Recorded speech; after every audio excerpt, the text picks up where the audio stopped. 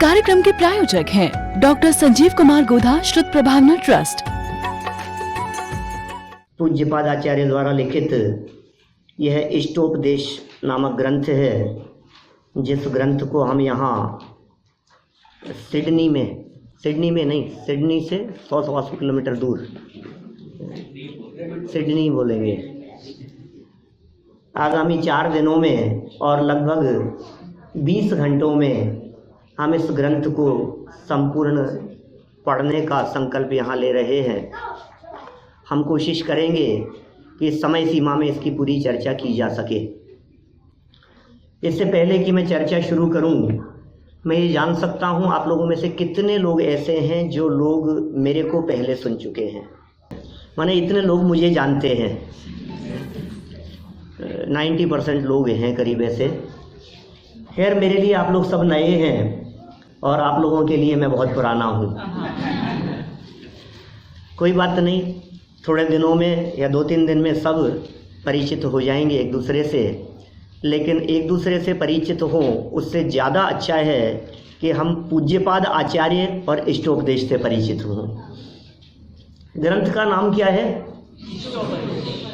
जो भी पूछूं, यदि आप लोगों का रेस्पॉन्स अच्छा मिलता रहेगा ना तो अच्छी चलेगी क्लास। क्या नाम है ग्रंथ का? इष्ट उपदेश। माने ऐसा उपदेश होगा जो उपदेश इष्ट होगा। इष्ट माने अच्छा लगने वाला, इष्ट माने पसंद आने वाला, इष्ट माने जिससे हमारा भला हो, जिससे हमारा कल्याण हो, जिससे हमारा हित हो। जो उपदेश हम चाहते हैं वो उपदेश हमारे को मिले, उस उपदेश का नाम है इष्ट उपदेश। चर्चा करेंगे इसके बारे में भी हम। अभी थोड़ी सी चर्चा हम करते हैं इस इष्टोपदेश को लिखने वाले पूज्यपाद आचार्य के संबंध में। क्या पूज्यपाद आचार्य का कुछ परिचय है आप लोगों को? ये कौन थे आचार्य? दिगंबर जैन परंपरा के एक महान समर्थ आचार्य हुए हैं पूज्यपाद स्वामी, जिनका परिचय सर्वार्थ सिद्धि पढ़ाते समय हमेशा मैं दिया करता हूँ। यदि सर्वार्थ सिद्धि ग्रंथ मुझसे किसी ने पढ़ा हो तो शायद थोड़ा बहुत परिचय स्टार्टिंग क्लास में सुना होगा। पूज्यपाद आचार्य की एक बहुत सुंदर रचना जिसका नाम सर्वार्थ सिद्धि, मैंने अभी कहा आपसे, सर्व अर्थ सिद्धि, ये तत्वार्थ सूत्र की टीका है। तत्वार्थ सूत्र से तो सभी परिचित है। तत्वार्थ सूत्र दिगंबर जैन परंपरा का या जैन परंपरा का एकमात्र ऐसा ग्रंथ है जो कम से कम शब्दों में लिखा गया और ज़्यादा से ज़्यादा फेमस है। सबसे ज़्यादा फेमस है, समझ लो आप। ऐसा भी कह सकता हूँ मैं, यदि जैन परंपरा का कोई एक ऐसा ग्रंथ जो जैन दर्शन को रिप्रेजेंट करता हो, उसका नाम है तत्वार्थ सूत्र। जैसे हिंदुओं में गीता है, मुसलमानों में कुरान है, ईसाइयों में बाइबल है। यदि आपसे ये पूछा जाए जैनियों में कौन सा ग्रंथ है, हमारे पास में कोई जवाब ही नहीं होता। जब कभी कोई दूसरे धर्म दर्शन वाला हमसे पूछता है कि आपके यहाँ भी कोई ऐसा है क्या, कोई शास्त्र, कोई ग्रंथ जो पूरे जैन दर्शन को, जैन शासन को रिप्रेजेंट करता हो, हमारे पास कोई शब्द नहीं होता। लेकिन है एक ग्रंथ, उसका नाम है तत्वार्थ सूत्र। विशेषकर दिगंबर परंपरा की यदि मैं बात करूं तो तत्वार्थ सूत्र ग्रंथ जो वर्तमान में अवेलेबल है दिगंबर जैन परंपरा में, वो ग्रंथ सर्वार्थ सिद्धि के रूप में अवेलेबल है। सर्वार्थ सिद्धि मान्य है। सर्वार्थ सिद्धि क्या चीज है? जिनकी हम ये चर्चा कर रहे हैं पूज्यपाद आचार्य, इनके द्वारा लिखी गई तत्वार्थ सूत्र की व्याख्या है, तत्वार्थ सूत्र की टीका है। तत्वार्थ सूत्र के ऊपर आज तक सैकड़ों विद्वानों ने टीका लिखी, कलम चलाई, उसकी व्याख्या लिखी तत्वार्थ सूत्र ग्रंथ की। लेकिन जो सबसे प्राचीन अवेलेबल होती है वो है पूज्यपाद आचार्य की। माने पूज्यपाद आचार्य के पहले तत्वार्थ सूत्र हमारे पास में अवेलेबल ही नहीं है। सर्वार्थ सिद्धि वो ग्रंथ है जिसमें न्याय है, सिद्धांत है, अध्यात्म है।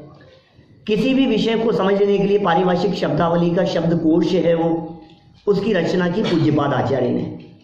इन पूज्यपाद आचार्य का जन्म हुआ कर्नाटक प्रांत के कोलंगल नामक ग्राम में।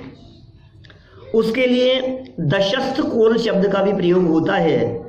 कोलंगल नाम का एक स्थान है, वहाँ उनका जन्म हुआ।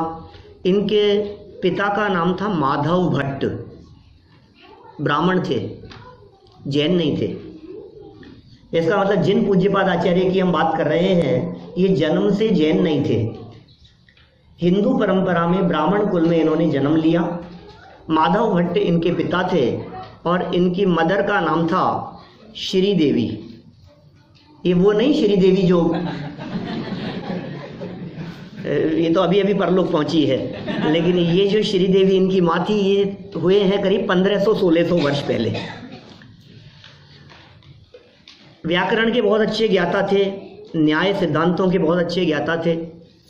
एक बार इन्होंने एक छोटे से मेंढक को एक सर्प के मुंह में देखा और उस घटना को देखकर इनको वैराग्य हो गया। छोटा सा मेंढक एक सर्प के मुंह में था, से उस घटना को देखकर इन्हें लगा यार ये सब क्षणभंगुर है, सब नाशवान है। ये देख करके उनको वैराग्य हो गया और उन्होंने दीक्षा ले ली। 4वीं-5वीं शताब्दी की ये घटना होगी। जैन परंपरा का ऐसा कोई विषय नहीं है जिस विषय के ऊपर पूज्यपाद आचार्य देव ने कलम नहीं चलाई हो। इन्होंने न्याय भी लिखा है, इन्होंने अध्यात्म के ग्रंथ भी लिखे हैं, ध्यान के ग्रंथ भी लिखे हैं, इन्होंने यहाँ तक कि व्याकरण भी लिखी है। पूज्यपाद आचार्य की लिखी हुई एक व्याकरण है जो बहुत फेमस है संस्कृत व्याकरणों में, जैनेन्द्र व्याकरण है उसका नाम। जैनेन्द्र व्याकरण की रचना पूज्यपाद आचार्य के माध्यम से हुई। जो लोग संस्कृत न्याय व्याकरण के जानने वाले लोग हैं, मैं जैनियों की बात नहीं कर रहा हूँ, सारे संस्कृत जानने वाले लोग, हिंदू आदि जितने भी लोग जो ब्राह्मण लोग हैं जो संस्कृत बहुत पढ़ते हैं, उनसे भी यदि आप बहुत चर्चा करेंगे तो आपको पता लगेगा कि पूज्यपाद आचार्य की एक जैनेन्द्र व्याकरण है, वो व्याकरण का ग्रंथ है। व्याकरण शब्द से तो परिचित है ना आप लोग, किस तरह से बनते हैं शब्द, किस तरह से बनते हैं, शब्द संरचना किस तरह से होती है, वाक्य रचनाएं किस तरह से होती है, ये सारे विषय व्याकरण के अंतर्गत। संधि विच्छेद आदि शब्द किस तरह से जोड़े तोड़े जाते हैं, इन सब की रचनाएं किस तरह से होगी, ये सब पूज्यपाद आचार्य के माध्यम से किए गए। इन पूज्यपाद आचार्य का नाम श्रवण बेलगोला में शिलालेखों में बहुत मिलता है। बहुत तरह की इन पूज्यपाद आचार्य के संदर्भ में किंवदंतियां चलती है, माने दंत कथाएं चलती है। ये पूज्यपाद आचार्य कौन थे, ऐसा ऐसा सुना जाता है आयुर्वेद के ग्रंथ इन्होंने लिखे, आयुर्वेद के बहुत अच्छे जानकार थे ये। ऐसा भी सुनते हैं इनको औषध रिद्धि प्राप्त थी, रिद्धिधारी मुनिराज थे। ऐसी रिद्धि इनके पास में थी, उस रिद्धि का ये प्रयोग करते थे, अपने पैरों पर कुछ लेप लगाते थे और आकाश मार्ग में उड़ते थे, हवा में गमन करते थे, आसमान में उड़ते थे। 1500-1600 वर्ष पहले की बात कर रहा हूँ। आपने कुंदकुंदाचार्य देव का नाम तो इस रूप में सुना होगा कि वे विदेश क्षेत्र गए थे, लेकिन एक दूसरा नाम आता है विदेश क्षेत्र जाने वालों में, वो नाम है पूज्यपाद आचार्य का। इसका मतलब 2 आचार्यों के नाम शास्त्रों में ऐसे मिलते हैं जो देह सहित विदेश क्षेत्र गए। विदेश क्षेत्र जाकर सीमंदर भगवान की दिव्य ध्वनि सुनी जिन्होंने, वे हैं पूज्यपाद आचार्य। कुंदकुंदाचार्य के बारे में तो सुनते हैं एक ही बार गए थे और 8 दिन तक वहां सीमंदर भगवान की दिव्य ध्वनि सुनकर के आए थे, लेकिन पूज्यपाद आचार्य के संदर्भ में उल्लेख मिलता है कि ये तो जाते ही रहते थे वहां, जब मन होता था पैरों में कुछ लगाया और हवा में आकाश से उड़ते हुए विदेश क्षेत्र चले गए और वहां जाकर के सीमंदर भगवान की दिव्य ध्वनि सुनते थे, वापस लौट करके आ जाते थे। एक ऐसी भी कथा इनके बारे में मिलती है कि इन्होंने बहुत तपस्या की और तपस्या के प्रभाव से इनकी आंखें चली गई, कठोर तपश्चरण से नेत्र ज्योति चली गई, आंखों से दिखना बंद हो गया। तो इन्होंने एक संस्कृत की शांत्याष्टक नाम की एक रचना की, जिसकी भक्ति के प्रभाव से इनके नेत्रों से वापस दिखना प्रारंभ हो गया या नेत्रों में वापस ज्योति आ गई। माने ऐसा भी कह सकते हैं मंत्रों के भी विशेष जानकार थे, साधना बहुत उत्कृष्ट थी, अनेक प्रकार की रिद्धियां आपको प्राप्त थी, देवलोग आपकी पूजन किया करते थे, देवों के हृदय में आपकी बहुत महिमा थी। बचपन से इनका नाम था देवनंदी, देवनंदी नाम था इनका। लेकिन चूंकि इनके पैरों में वो लेप लगा करके उड़ने की सामर्थ्य थी ना, तो पूज्य हो गए पाद जिनके, पाद माने चरण,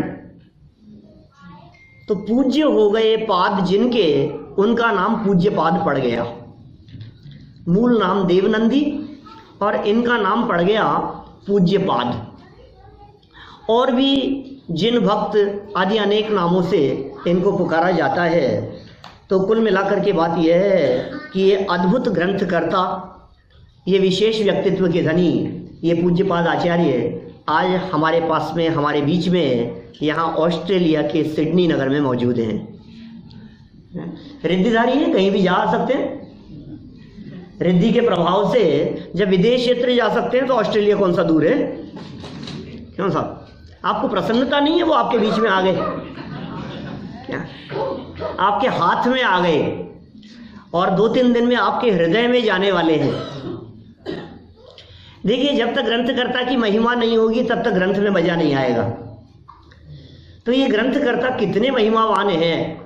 मैं समझता हूँ पूज्यपाद आचार्य जैसे महान व्यक्तित्व दूसरा कोई नहीं दिखता है मुझे। कुंदकुंदाचार्य की तो एक अलग ही महिमा है, लेकिन कुंदकुंदाचार्य को अभी हम कुछ देर के लिए साइड में रखें तो पूज्यपाद जैसे दूसरे आचार्य मुझे नहीं दिखाई देते, क्योंकि रिद्धिधारी मुनिराजों में और कोई नाम मिलता ही नहीं है, विदेश क्षेत्र जाने वालों में और कोई नाम नहीं मिलता है। और इतनी विधाओं में जिन्होंने शास्त्र लेखन किया हो, ऐसा नाम भी कोई दूसरा नहीं मिलता है। शिलालेखों में जिनका नाम बहुत विस्तार से आया हो, ऐसे नाम भी बहुत कम हैं। तो सभी दृष्टियों से ये पूज्यपाद आचार्य सर्वश्रेष्ठ हैं जो हमारे बीच में मौजूद हैं। इनकी ये बहुत छोटी सी रचना जिसका नाम इष्ट उपदेश, मात्र 51 श्लोक हैं इस ग्रंथ में। छंद इतने प्यारे हैं, इतने सुंदर हैं कि जैसा नाम दिखता है इष्ट उपदेश, वैसे ही छंद हैं। छोटे छोटे से छंदों में, छोटे छोटे से उदाहरणों के माध्यम से त्याग की चर्चा की है, वैराग्य की चर्चा की है, संसार के क्षणभंगुर स्वरूप को बतलाया है, जगत के स्वरूप को बतलाया है, यहाँ तक कि आत्मा के स्वरूप को बतलाकर, आत्मा की महिमा बतलाकर आत्म ध्यान की प्रेरणा दी है, और सच्चा सुख कैसे उत्पन्न हो सकता है, प्रकट हो सकता है, उसकी चर्चा की है। तो ये 51 श्लोक, मैं तो कोशिश ये करना चाहता हूँ कि आप लोग सब इन छंदों को बोलना सीखें और धीरे धीरे इन सब छंदों को याद करें, गुनगुनाएं इनको, मजा आएगा आपको। इतने सुंदर छंद हैं ये सब। तो इष्ट क्या है आपको, जिसकी चर्चा यहाँ होने वाली है? बोलो, आपको क्या पसंद है? बोलो साहब, मुकेश जी, आपको क्या पसंद है? मैं आपकी पसंद की बात कर रहा हूँ, ग्रंथ की नहीं। मुझे मालूम है, मैं भी जो कुछ भी पूछूंगा ना, सब लोग ये सोचेंगे कि ये पंडित जी पूछ रहे हैं तो शास्त्र के हिसाब से बोलना चाहिए। आपको जो अच्छा लगता है वो उसको शांति रहे। हाँ, सही बात है। आदमी को जो अच्छा लगता है, तो आपको क्या अच्छा लगता है? जो सबको अच्छा लगता है, शांति हो मेरे लिए। वही तो पूछ रहा हूँ, शांति किसमें मिलती है? स्विमिंग पूल में नहाने में शांति मिलती है, गर्मी के दिन के गुलाब जामुन में शांति मिलती है। ये आपको कैसे पता? मैं आपको, अरे मैं तो दुनिया में सब जगह घूमता हूँ साहब, सबकी खबर है। लेट के सो जाने में शांति मिलती है। किस पे? पेड़ के नीचे लेट के सो जाना। पेड़ के नीचे, पेड़ के नीचे सोने में शांति। कुल मिलाकर के सोने में शांति है। कोई बात नहीं, चलिए। तो देखो, सबके मायने अलग अलग हैं सुख के, हर व्यक्ति का नजरिया अपना अपना है। किसको क्या चीज इष्ट लगती है, किसको क्या इष्ट लगती है। खाने पीने की बात करो तो सबका इष्ट अलग अलग होगा, लेकिन यहाँ उस इष्ट की बात कर रहे हैं जो वास्तव में इष्ट हो। यहाँ उस सुख की बात कर रहे हैं, यहाँ उसका उपदेश देंगे जो सच में इष्ट है। आपको जो चीज इष्ट लग रही है वो टेम्परेरी इष्ट होगी, वो परमानेंट इष्ट नहीं होगी। यदि आपको सोना अच्छा लगता है, मान लीजिए अभी जैसे मैं कल इंडिया से यहाँ आया तो मुझे सुबह नींद बहुत अच्छी लग रही थी।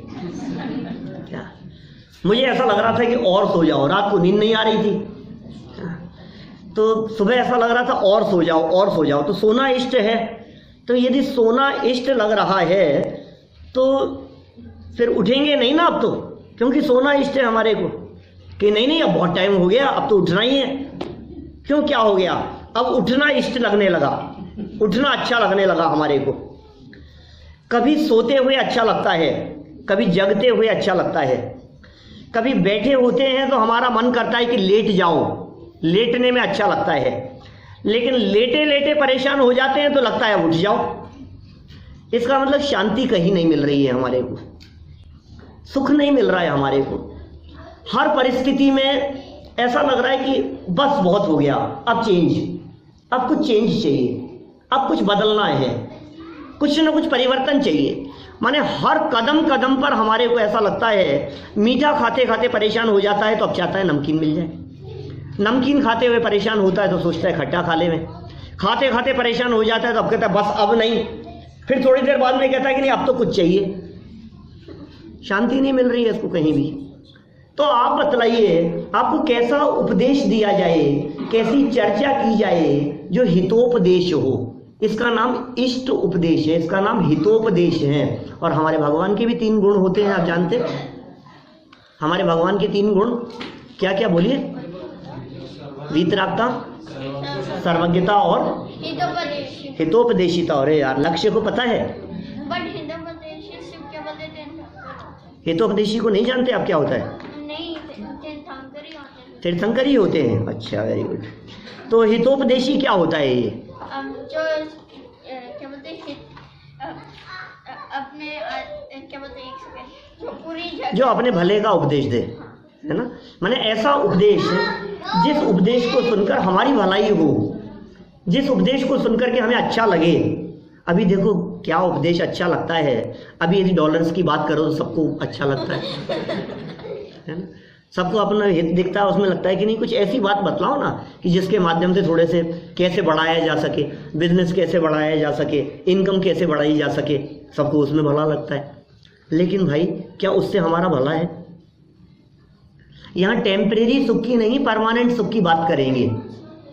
आपने आज तक जो भी सुना है वो सब टेम्परेरी सुख के बारे में सुना है, और यहाँ जो भी चर्चा होने वाली है वो सब परमानेंट सुख के बारे में होने वाली है। तो हम यहाँ शुरू करते हैं उस इष्ट उपदेश की चर्चा। क्या आप तैयार हैं? बस इतने से ही लोग तैयार हैं, बस तैयार हैं, हाँ या ना? चलिए तो शुरू करते हैं मंगलाचरण। अभी हम लोगों ने बोला था, एक बार वापस रिपीट करते हैं। रोजाना मंगलाचरण करेंगे, दिन में 4 बार, 3-4 सेशन है ना दिन भर में, 1.5 2 घंटे के, बार बार करेंगे, याद भी हो जाएगा। इसका अर्थ भी देखेंगे हम। यस्य स्वयं स्वभावाप्ति, यस्य स्वयं स्वभावाप्ति, रभावे कृत्स्न कर्मणः, तस्मै संज्ञान रूपाय